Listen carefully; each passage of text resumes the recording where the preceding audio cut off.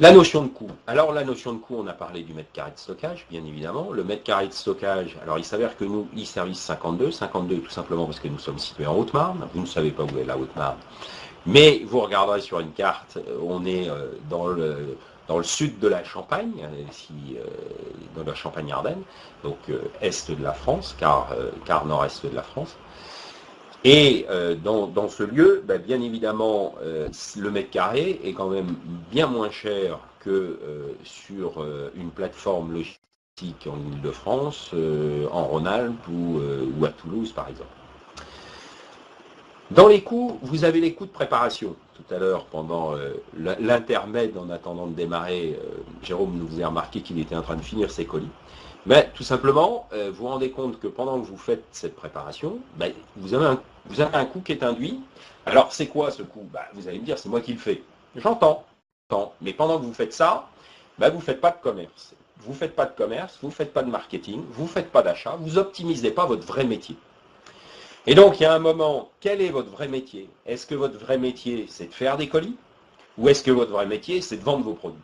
Et je pense qu'il y a un moment, quand vous réalisez où est-ce que vous êtes le plus optimum, le mieux utilisé, si j'ose dire, et là où vous coûtez le moins cher à votre propre entreprise, c'est clairement quand vous faites les choses pour lesquelles vous avez créé cette entreprise.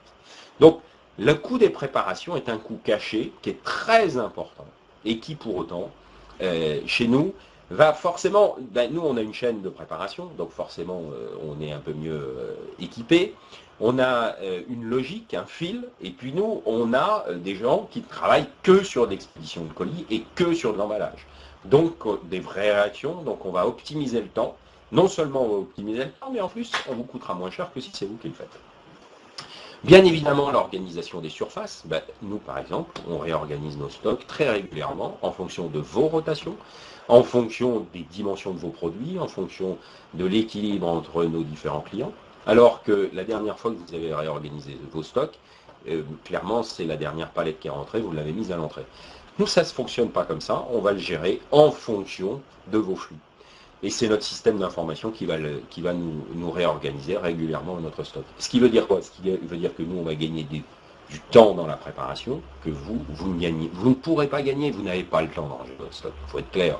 Vous allez vous dire, je vais plutôt aller faire un peu de commerce. Oui, vous avez raison, il faut que vous fassiez du commerce, ça c'est votre job.